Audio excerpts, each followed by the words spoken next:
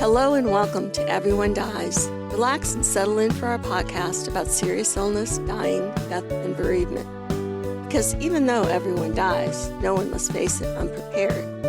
This week's show starts our new series about the art of dying. We spent a lot of time talking about the science of mortality, and we thought springtime was a good time for Everyone Dies to focus on the humanities. Most of us don't spend much time thinking about death. But when we do, something interesting happens. We start to see what matters. So we start our series exploring the term Memento Mori, which means remember you must die, and why it has been used for centuries not to create fear, but to bring clarity to life.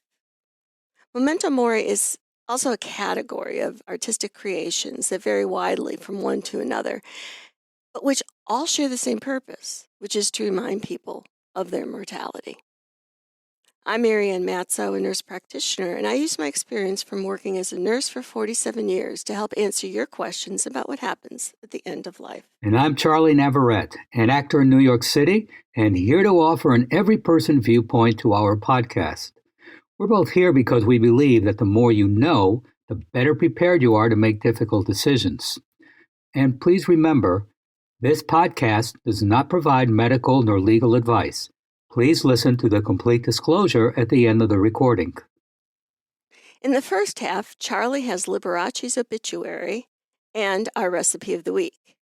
In the second half, I'm going to be talking about the meaning of Memento Mori.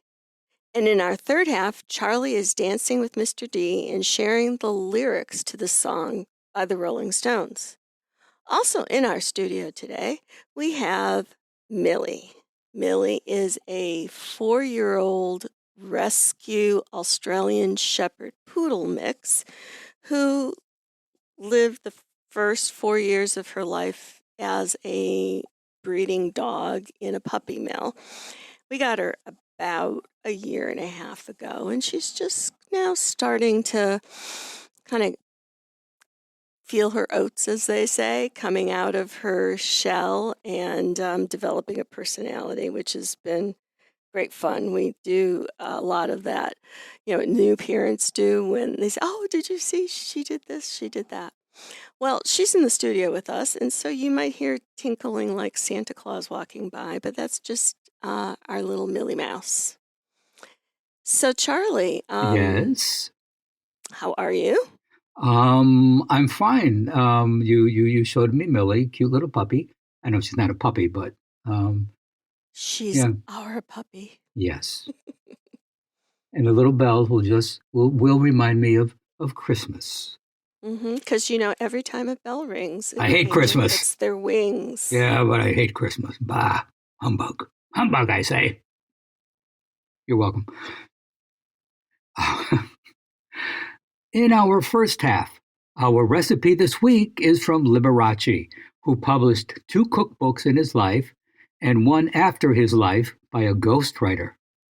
Liberace took his formal dinners with the utmost gravity, relinquishing his usual accoutrement of bodily bling to let the candles gleam with their ceremonial glow over the intricate handmade lace tablecloth adorned with crystal drops around the edge.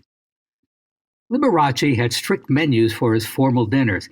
It's the sauces, Liberace believed, that divide the men from the boys and separate the gourmets from the guzzlers.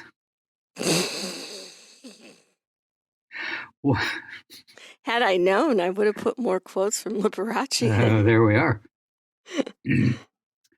One of his appetizer recipes was Singapore and Malaysian Satay, which are small skewers of marinated beef with a peanut buttery sauce.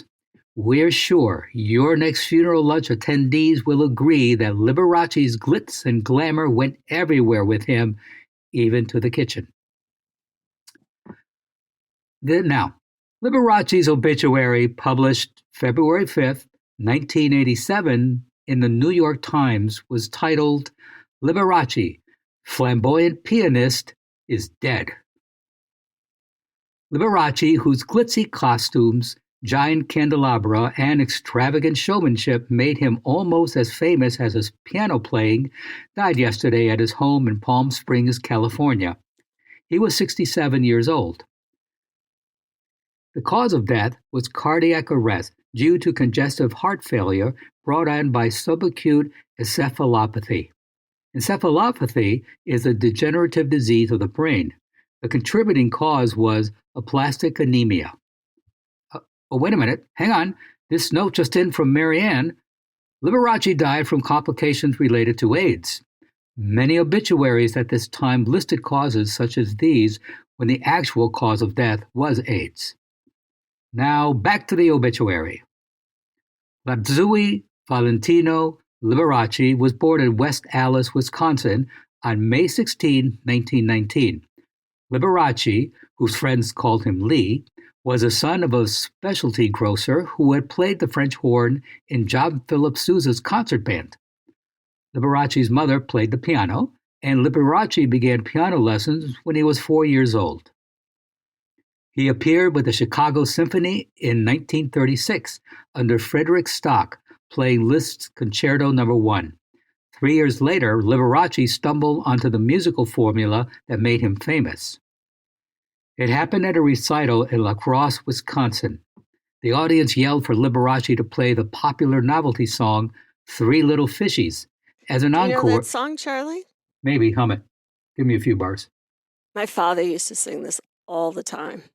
Down by the meadow, by the itty-bitty pool, swam 3 little fishes and his mama fishy too.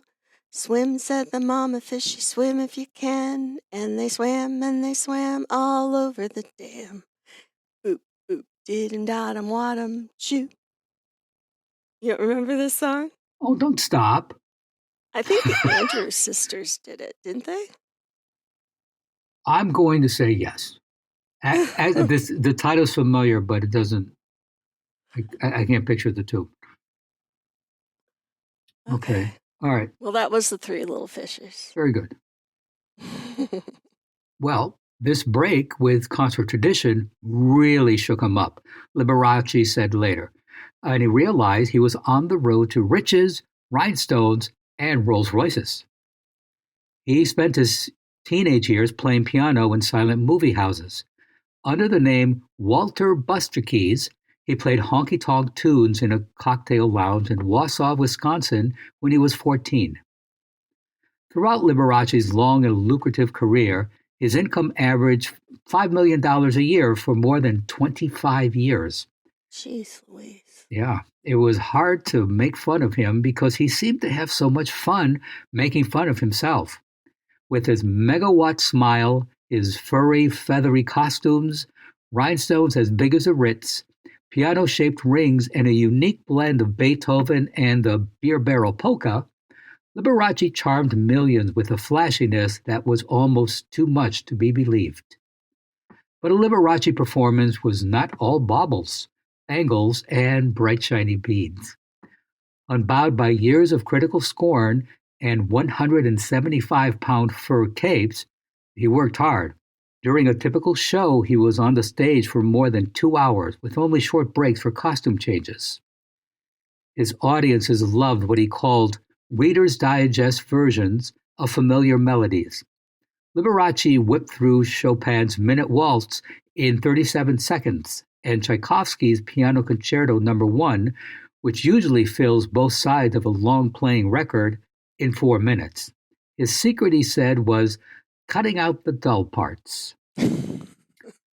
Liberace's wardrobe eventually filled rack after rack in his mansions and included a silvery plum lame cape with an 8-foot train of pink feathers, a $300,000 Norwegian blue fox cape with a 16-foot train, and a sequenced drum major's uniform, complete with hot pants. His Las Vegas home began as an unpretentious bungalow and grew at an estimated cost of $4 million, into a block-long palace. As a pianist lay on his huge white bed, he could stare at a $50,000 imitation of the Sistine Chapel ceiling. In the center, surrounded by cherubs, is Liberace's smiling face. Please go to our webpage for this week's recipe for Singapore and Malaysian Satay and additional resources for this program. This is the part where we ask for your financial support. Your tax-deductible gift will go directly to supporting our nonprofit journalism so that we can remain accessible to everyone. You can donate at www.everyonedies.org or at our site on Patreon under Everyone Dies. Marianne? We spend a lot of time in our podcast not only talking about death, but also actions we can take for healthier living. And it may be easier to eat our vegetables, not smoke, exercise, and get 8 hours of sleep a night if we focus on decreasing our chances of dying prematurely. Today, we're going to talk about another way we can make our lives better by thinking about death. Memento Mori is a Latin phrase that can be translated as remember you are mortal, or remember you will die, or remember your death. It has been used to remind people of their mortality. We might think we don't need to be reminded that everyone dies, but it's part of our humanness to try to ignore this fact. In ancient Rome, the phrase is said to have been used on the occasions when a Roman general was parading through the streets of Rome. Standing behind the victorious general was a servant, and he had the task of reminding the general that though he was up on the peak today, tomorrow was another day. The servant did this by telling the general that he should remember that he was mortal, that is, memento mori. Although it was more likely that the servant said, respis poste hominem timento. Look behind you. Remember that you are but a man. The primary implication of memento mori was the theme of Carpe Diem, seize the day, which would have led to the advice to eat, drink, and be merry, for tomorrow we die.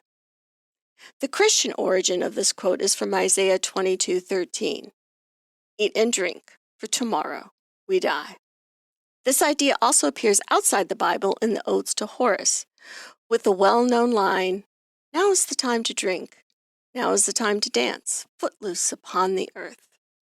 Horace goes on to explain that now is the time because there will be no drinking or dancing in the afterlife. This is the classic Carpe Diem theme. The Rubaiyat of Omar Khayyam put it this way, then to the lip of this poor earthen urn I learned the secret well of life to learn. And lip to lip it murmured, while you live, drink, for once dead, you shall never return. But the thought came into its own with Christianity, whose emphasis on heaven, hell, and salvation of the soul brought death to the forefront of consciousness. In the Christian context, the memento mori was a moralizing purpose quite opposed to the theme of classical antiquity. Now is the time to drink. Now the time to dance footloose upon the earth. To the Christian, the prospect of death serves to emphasize the emptiness and fleetingness of earthly pleasures, luxuries, and achievements, and also as an invitation to focus one's thoughts on the prospect of the afterlife. Many cultures have incorporated a god of death into mythology or religion. Because death, along with birth, is among the major parts of human life, these deities may often be one of the most important deities of religion. In modern-day European folklore, death is known as the Grim Reaper, or the grim specter of death. Death personified is a figure or fictional character that has existed in mythology and popular culture since the earliest days of storytelling. We humanize death to give a face to this faceless entity. Because the reality of death has had substantial influence on the human psyche in the development of civilization, the personification of death as a living entity is a concept that has existed in many societies since the beginning of recorded history. Many modern ideas of death come straight from the Middle Ages. The skeleton as a personification of death began around the 16th century. Sometimes they hold an hourglass to remind us of the brevity and vanity of life. This single universal death image reinforces the idea that death comes to all, no matter what your place in society is. In the United States, death is usually shown as a skeletal figure wearing a midnight black gown with a hood, while in Europe he is often depicted similarly but dressed in white, which in many places is the traditional color worn at funerals. The garb of death, or the black mourning robe, is very close to the robe of a priest or a monk who officiated at the deathbed. A good example of the Grim Reaper is in Monty Python's 1983 film, The Meaning of Life, Part 7, Death, in which a group of people at an isolated country house are visited by the Grim Reaper, who knocks on the door. When the host answers and sees the Reaper with his enormous scythe, he says, "Is it about the hedge?" And the dinner guests then spend a lot of time arguing with him before finally being persuaded that they are in fact dead. Spoiler alert, it was the salmon moose. The scythe also plays an important traditional role, often appearing as weapons in the hands of mythical beings such as Father Time, the four horsemen of the apocalypse, and the Grim Reaper. This stems mainly from the Christian cultural interpretation of death as a harvest of souls, and the Grim Reaper does the harvesting. The scythe is an image that reminds us that death reaps the souls of sinners like the peasants harvest corn in their fields. Each movement of the scythe brings thousands of souls. Once the Grim Reaper harvests a soul, the dance macabre takes place. This is a medieval dance or procession in which a skeleton, representing death, leads other skeletons or living persons to the grave, also called the Dance of Deaths. The dancing Grim Reaper carries off rich and poor and passes them to a psychopomp who escorts them to their destination. Many religions have a particular spirit, deity, demon, or angel whose responsibility is to escort newly deceased souls to the afterlife, such as heaven or hell. These creatures are called psychopomps, a Greek word literally meaning the guide of souls. In modern literature, the title character of J.M. Barrie's Peter Pan is said to act as a guide for children. Quote, "At first, Mrs. Darling did not know, but after thinking back into her childhood, she just remembered a Peter Pan who was said to live with the fairies. There were odd stories about him, as that when children died, he went part of the way with them, so they should not be frightened." In Greek mythology, Charon was the ferryman of Hades. Dante incorporated Charon into Christian mythology in his Divine Comedy. He is the same as his Greek counterpart, being paid a coin to cross Acheron. He is the first named character Dante meets in hell, in the third canto of Inferno. He was depicted as a cranky, skinny old man or a winged demon with a double hammer. He took the newly dead from one side of the river Acheron, sometimes called the River Styx, to the other if they had an obolus or a coin to pay for the ride. Corpses in ancient Greece were always buried with a coin underneath their tongue to pay Charon. Those who could not pay had to wander the banks of the Acheron for 100 years. So what did we learn today? We are going to die. Not today, most likely, but someday. And most of the time, we don't think about that. We stay busy, we focus on what's in front of us, we put off the conversations, the decisions, the things that make us uncomfortable.